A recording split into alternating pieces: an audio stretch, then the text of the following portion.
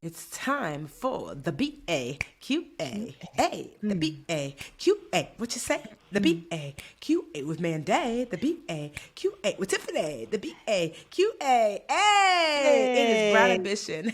Question and answers. You have questions. We have some answers. Although we are not your attorney, we are not your financial advisor, but we are two really smart brown girls that know a thing or two about business, career, and personal finance. So let your questions come on in. But we're excited, right, Mandi? This time we're having a little different twist. What we gonna do this Yeah. week? You're putting me in the hot seat. Oh, excited slash nervous. So we decided because Tiff and I are, well, you're at a point where you are raising your rates as you should be, and on this whole new like level playing, like this whole new playing field as a badass business owner, as an expert, as a source, all those things, as a speaker, and have lots of questions about like, okay, how to go about negotiating rate increases Yes. and having those awkward conversations. And your girl is a negotiating queen, and I love it. Yes. So I can't wait to hear your questions. So today's show is going to be Tiffany grilling me with her all of her negotiating questions from the Budgetnista. And then next week, I'm excited because as I am building my business, Mandi Money, and I'm about to relaunch Mandi Moneymakers and all these exciting things, I am going to take my questions to Tiffany about how to approach this online business empire that I hope to build. And y'all get to sit and hopefully you'll learn from us answering each other. So this is going to be a little Yes. bit different, a little bit juicy. Before we Yes. get started, should we mention our exciting news for them as well? Yes, because we're not. It's not just gonna be me and Mandi hot seating each other. You guys are gonna get a chance to enter into the studios and hot seat us. So that's just gonna look like literally like one of y'all multiple BA fam listeners. You're coming into the studio not at the same time, but coming into the virtual studio, and then peppering us with career, business, and personal finance questions as well. So we're gonna mix that in with our normal BAQA like our template that we normally do, but we just wanted to change it up and get a chance to like hear from you guys. And if you're wanting, Mandy's gonna share like if you want to be on podcast with us, this is what you can do. Like I said, you don't have to physically be here. You're just gonna join us digitally online. Here's what you do if you like to be in the studio and ask your questions. Yeah, so instructions are as follows.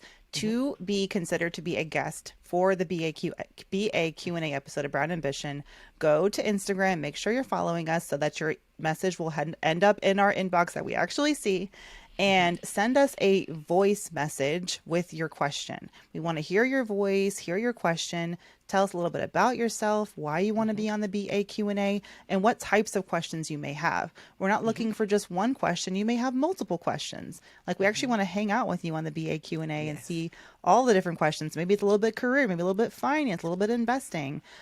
We're so excited. So head to Brown Ambition Podcast on IG, slide into our DMs with a voice note. This is important, not just a written answer, but the voice message is important. If you don't know how, Google is your friend. You'll figure it out if you love us, okay? And then our producer will be in touch if you get an opportunity to be on the show. So, don't be crazy, okay? Just be normal and be yourselves. And yeah, we're excited. Yes. So this came about like this, like me, like this kind of like Q&A that I'm doing with Mandi came about because, so you guys know already that Mandi is like this master negotiator. She's been helping women, make more and ask for more. And most recently, she came out with this scripts product, which I was like, wait a minute, I need it because I struggle with negotiating. And so it's 19 scripts, right, to help you. What is it, 19 scripts to help you? 19 word for word scripts to help you negotiate without leaving money on the table. So what to say when you are submitting a counter offer. I have a literal template counter offer letter, but I also have mini scripts for what to say if you're on the phone and your recruiter is like, oh, but you said that this, salary was fine when we first talked. Or, I don't know about salaries being negotiable. What about equity? Like those types of conversations that happen. And this guide came about after over a year of talking to hundreds of women across the country, doing the one-on-one coaching, doing my virtual coaching program, Mandi Moneymakers, and understanding that one of the biggest reasons women are not negotiating, women of color especially, is that we just don't know what to say. And it's awkward enough. Like, even if you do know it's important to negotiate, you get stuck on like, so now who's going to tell me what to say? So I have solved that issue for you guys. And already am hearing that one of the women who downloaded the guides earned an additional $3,000 on a recent job offer.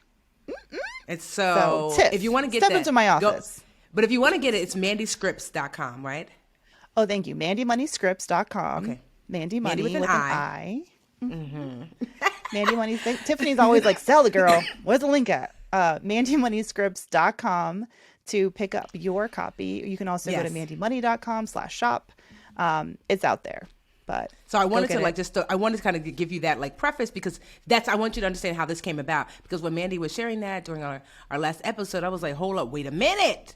Let me get some time in it, because so now that so normally typically what I do, Mandi, so now like, y'all just gonna have to listen in because I got some real questions, right? So so typically every year what I do, Mandi, is that I raise my rates just off GP. I call it just the GP raise, general principle, because I'm like, it's a new year, child. Inflation is out here inflating. You gonna have to pay more. Yesterday's price ain't today's price. But then there are moments when something happens that it feels like it makes sense to raise the rates because I'm quote unquote more visibly valuable, And so with my new Netflix documentary, Get Smart with Money, it has just really transformed the way, I think it really just elevated the brand to another level, the Budgetnista. And so I'm struggling with, because I'm already not inexpensive, and I'm just like, well, one, how do I, because I'm not going to lie, usually when I raise my rates, Mandi, there's no rhyme or reason. I just be like, that sounds cute. Yeah. Right. So first question I have is, how do I really figure out what makes sense? Like how much more I should be charging based upon like, what are my metrics I should be looking at that you suggest? Yeah. Well, I think first and foremost, and this goes for anyone who's negotiating and trying to increase your perception of your value, because sometimes it doesn't feel like you yourself have changed so much. You've always been doing this, right? Like your skill set grows probably incrementally all the time, but you know what you know, and you do what you do, and you've been doing it for a long time. You're very good at it. So what helps is when I flip it and I'm like, so how much more valuable is your time today than it was, a year ago? That's really what it comes to. Ooh, that's good. Right now with this documentary coming out, and of course with the book selling so well and everything else that you have going on, you have more and more opportunities coming your way, and your time is still limited. So, I mean, that's just simple economics. Limited supply of time, more demand for that time means that your time is valued much, much more. Yes. As far as what to aim for, so I think that one of the things we talked about, I don't know how specific you're going to get with numbers when we have all of our BA fam listening. No, I don't mind. Here, you know me. So if I'm being candid right now, my keynote is $50,000.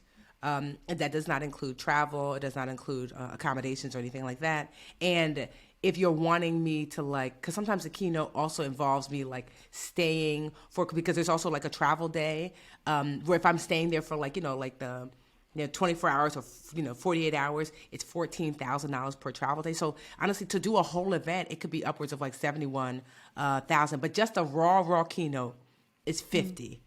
And my financial advisor, Anjali, I was just sharing with her, I'm at 50 and I think I'm going to push it to 65, maybe 70. And she was like, or 100. And I'm like, yeah, well, that seems like a lot. She said, because Anjali works with high net worth individuals. And she said a handful of them also speak or whatever. They don't do what I do particularly, but do their own speaking or whatever. And she said, and almost all of them are at 100,000 or more. And the difference between them and you, Tiffany? And I was like, no. She was like, they're white and they're male. I was afraid you were going to say that. And they accomplish less than you have. Yeah. And I was like, say what now? She said, Tiffany, not one of them is a New York Times bestseller. Not one of them has a thing on Netflix. Not one of them has gotten a law passed. Not one of them has been on the cover of Money magazine. Not one. She was like listing all of the things that I've accomplished, and she was just like, and yet you're charging half. You know, she's like, do I think that they're overcharging? No. Do I think that you're under? Absolutely. And so I was like, it just seemed like so much. You know, like, I'm trying to break out. I'm like, I know this sounds crazy because you might be listening like, what, Tiffany, the hell? You've been 15 years in the game. But it just seems like, so what if someone, because this has happened, I will say I know that 50 is too low because this year alone, about 6 or so companies have paid 50 as if it was like pocket change. They were like, yeah, sure. And I was like, you know, but there was one company in particular that gave me a little bit of pushback about the pricing being a little high. And so I guess I'm afraid if I push it to that 100, what do I do? Because I'm always fumbling when people push back. So what do you say when someone's like, that seems high? You know, like what is that script? Well, that's when the fun began. That's when the fun begins. So the first thing that you said, well, there's a couple of things. One, you did the best thing possible when it comes to understanding your value is talking to other people at that level or a source of information that will give you a sense of what other people in your field. Because it's kind of like trying to price a house, right? Right now, you're in a hot neighborhood. Like the budget needs to mansion. Like a Starbucks just opened up. There's a Trader Joe's down the street. It seems like you're on the up and up. You know what I mean? They just built a nice lush park in the backyard. Like maybe you just added an addition to the house. I don't know. Like your house, your value has gone up because of the upgrades, right? So think of it that way as well.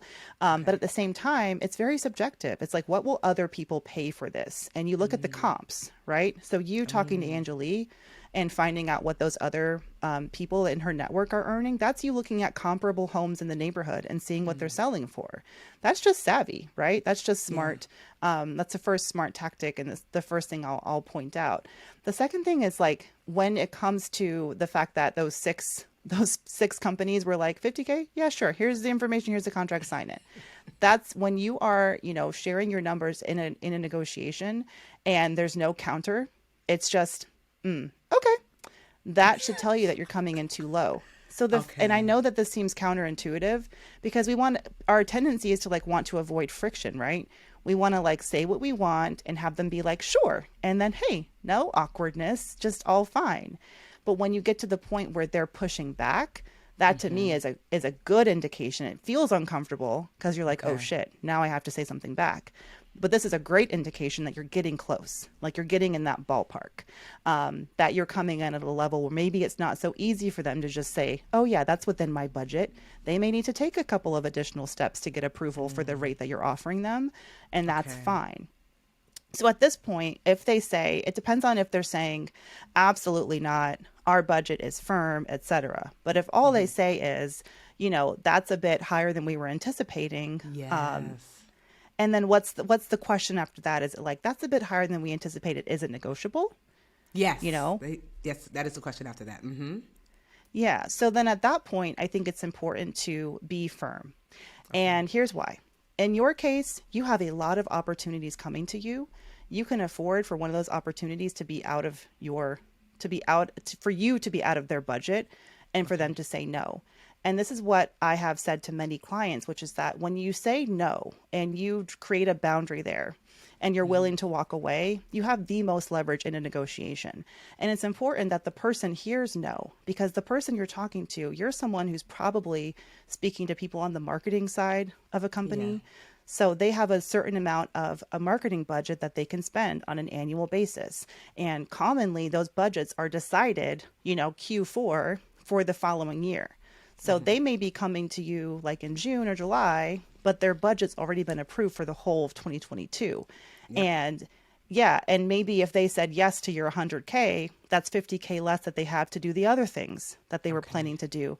You know what I mean? Mm-hmm. But it's about planting that seed in their mind that Tiffany's price is much higher than we can afford, because I promise you, when they go into their Q4 planning for the following year, they're going to have to put together their proposal for their budget, and they're going to up it, because they're like, if we really want Tiffany to come back for this event next year, or to come for this event next year, her price is not 50K anymore, it's 100K. Yeah. So if they really want you, that's when they'll put in that request for more. And I love know that that. that means walking away from 50K. That's not nothing. It's still a lot of money, right? Yeah, But if you can afford to do that I because your can. time is more valuable and you are getting paid commensurate with that value, right? You're right. You know what? And that actually like is super helpful because here's what I would notice, and it explains what I call the gap, right? So what I noticed is every time I would raise my rates, there would be a gap in earnings because there were companies scrambling to one. It was like the people who couldn't afford me for real, had to fall off, and the people Mm-hmm. that might be able to afford me had to almost like readjust their budget to your point, maybe it's 6 months or a year from now. And then, so there'd be like a gap. And then all of a sudden I'm making my money, Yep. what I've asked for. And so that makes sense that you're right. Cause sometimes I think we forget that, companies, cause I know we do, we set apart we do our budget the year before. So if something is way out of budget, unless you're like this huge corporation where 50,000 is nothing, if something is way out of budget, then you might be like, I have to see you the next go round. But if I Yeah. don't set my number in a way that respects my time, then they won't respect my time. It'll Oh, be a like, well, thousand what's wrong with percent. Tiffany?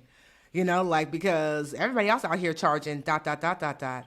No, that was really helpful because that is something you wouldn't think that I would struggle with that, but the truth is, I don't have, and this is not me tooting my own horn. There are not too many people in the space that I'm in making that I know. You know what I Mm-hmm. mean? Like, unfortunately, even with some of my mentors, they haven't reached this level of earning as far as like keynotes and things yet, Mm-hmm. So it's not a ton of people to reach out to. And honestly, everyone's not, and rightfully so, everybody can have their own business. I just like to be talking about money. But, everyone doesn't also want to share necessarily. Yeah.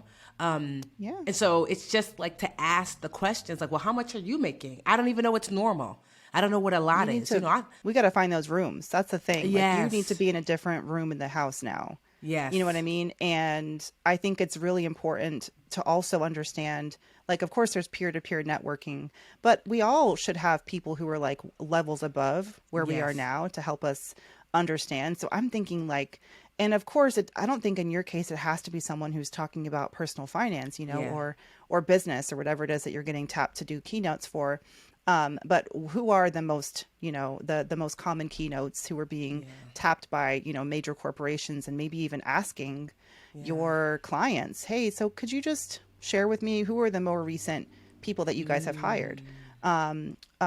Or anyone that who tends to get hired by companies, and connecting with them, even Right. like they should be honored to be reached out to you, Um, reached out by you, but I was just thinking to myself, right? my girl Lovey, she speaks at a lot of corporations. I'm like, I'm gonna reach out and be like, You haven't hey, asked Lovey what she Lovette. making? Yeah, I don't. We talked about it maybe some years back, but you're right, I not. I mean, we talk, like regularly, but I Yeah. haven't actually. I didn't think about that because she, you know, does amazing work with corporations, and you're right. I could just be like, hey, what are you making? And she's in those rooms where she knows like the top paid. To be like, well, girl, I'm Hmm. making this, but honestly, from what I see, you need to be making this. I am, I'm gonna put that. Let me put. I literally have a notebook. If you're not taking notes, rewind and Yeah. start again. Hey, BA fam, we're on YouTube. Woohoo! Thank you so much for watching. Please like this video and subscribe to the channel. And while you're at it, why don't you go over to that little bell icon and just tap that for us? Show the BA fam how much you love us. And that way, you'll also get notifications when new videos drop. Also, share the channel with a friend. We're always like, tell a friend, tell a friend, tell a friend. And thank y'all so much again for all the support.